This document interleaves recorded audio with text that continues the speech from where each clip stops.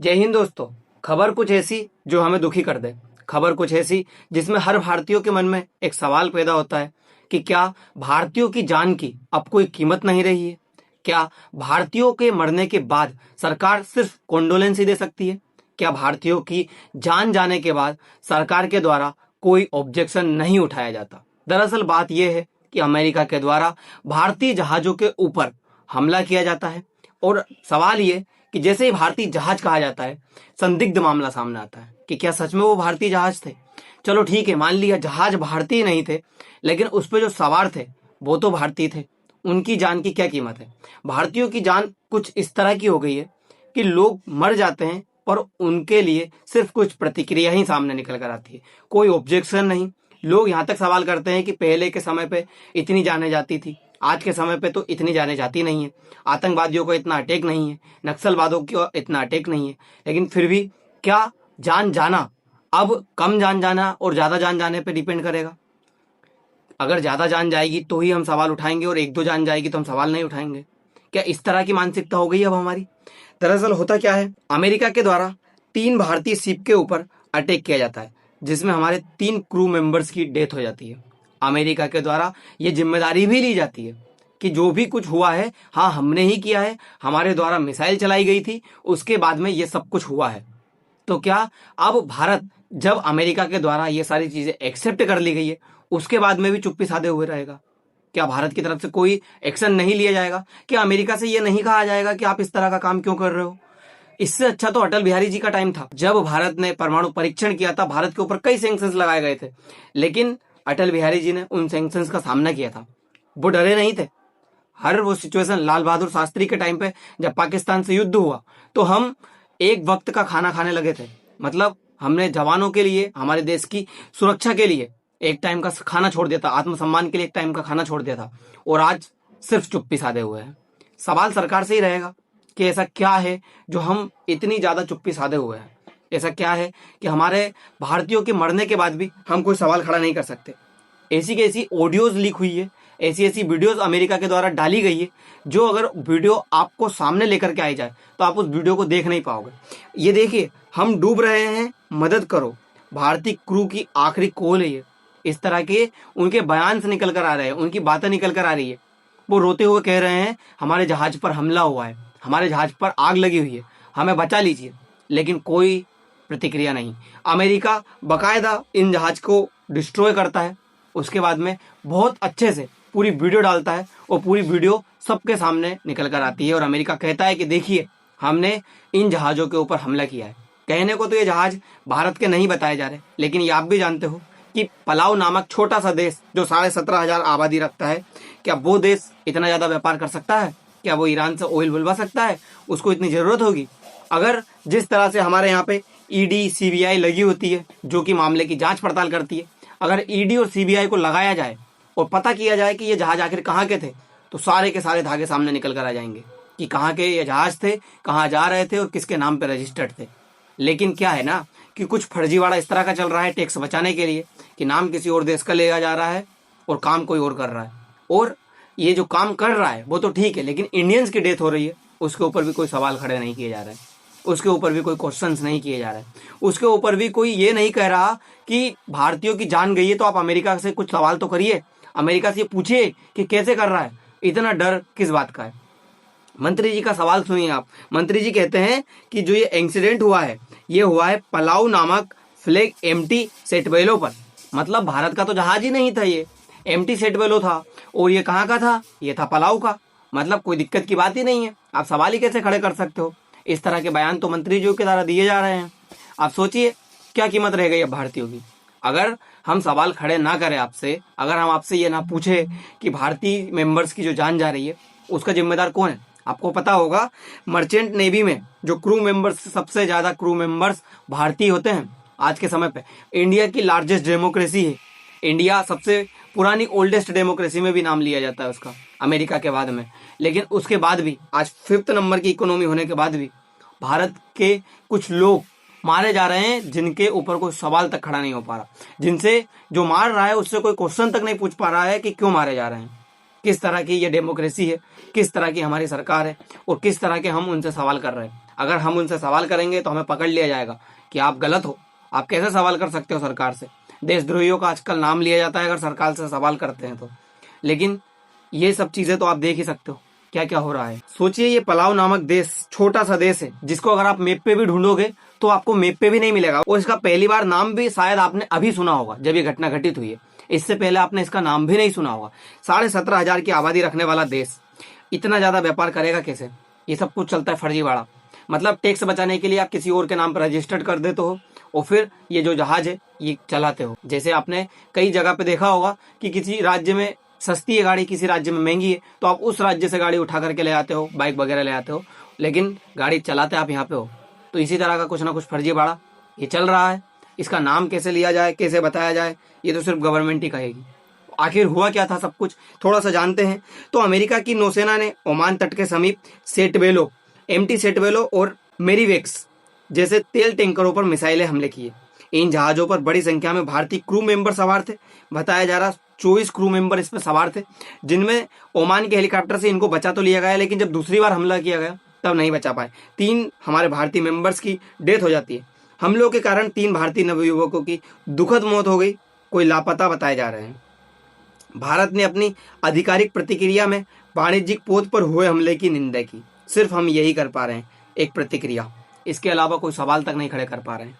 दूसरी तरफ अमेरिका के द्वारा एक्सेप्ट भी किया जा रहा है। मेरीवेक्स पर हमले की जिम्मेदारी तो ले ली।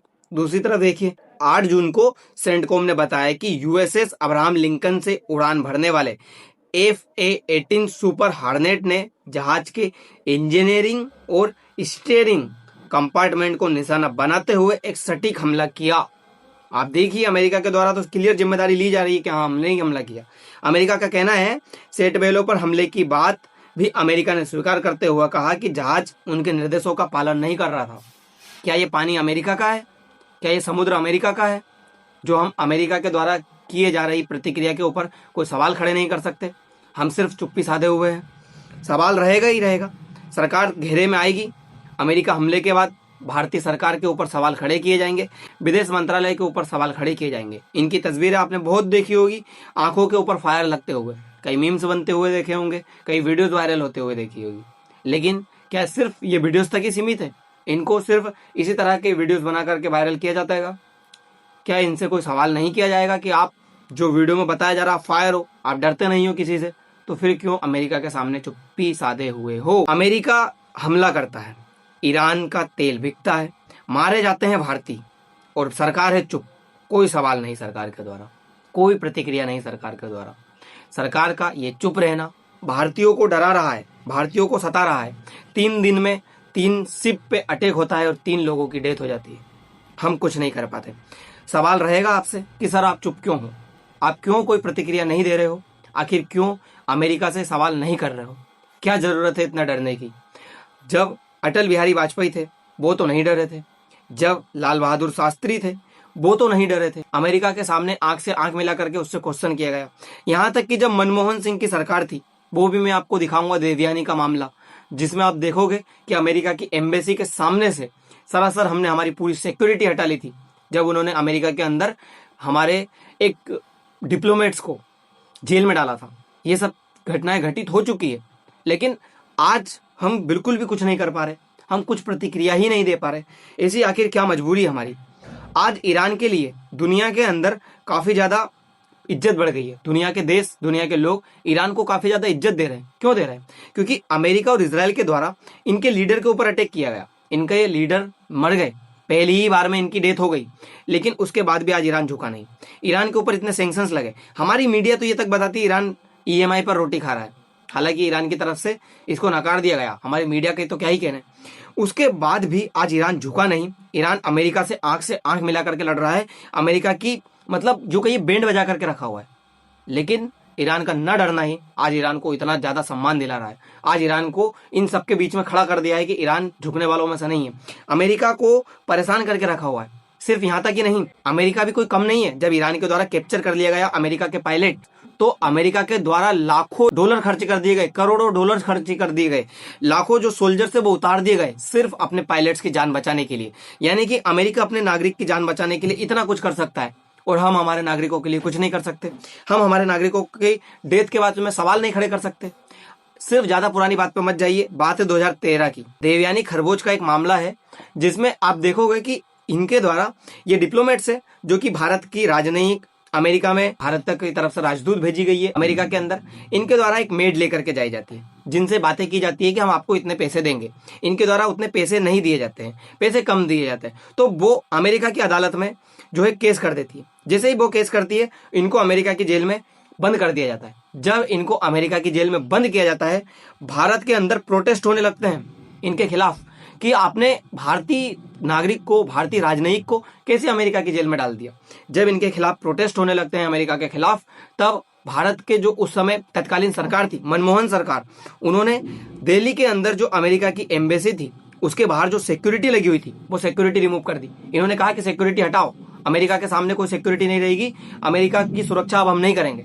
पूरी दिल्ली पुलिस हट गई, गार्ड फोर्सेस लगी हुई थी पूरी की पूरी हटा दी गई। सोचिए उस समय पे मनमोहन सरकार नहीं डर रही थी, जबकि हमारे पास में इतना कोई उस समय नहीं हुआ करता था। आज के समय पे तो हम टेक्नोलॉजी के मामले में भी इतने आगे हो गए, लेकिन फिर भी आज हम डर रहे हैं। प्रोटेस्ट हुए तो ओबामा सरकार थी, भारत के अंदर इतने ज्यादा प्रोटेस्ट हुए कि ओबामा सरकार तो ये तक कह रही थी कि हमको तो पता ही नहीं कि मामला इतना आगे तक बढ़ जाएगा। उसके बाद में इनको सरकार ने माफी मांगी, भारत से माफी मांगनी पड़ी, इनको अपोलोगाइज करना पड़ा। सोचिए इतनी ज्यादा चीजें घटित हो गई, लेकिन आज डोनाल्ड ट्रंप हमारे ऊपर टैरिफ लगा रहे हैं, हम चुप है। हमें हेल होल कह रहे हैं, हम चुप है। हमारे ऑपरेशन सिंदूर के टाइम पे पाकिस्तान को विजेता घोषित कर रहे हैं, कह रहे हैं भारत के जहाज गिर रहे हैं, लेकिन फिर भी हम चुप है। हमारी तरफ से कोई सवाल नहीं खड़े किए जा रहे, कोई क्वेश्चन नहीं पूछे जा रहे। भारत सरकार आज चुप बैठी हुई है।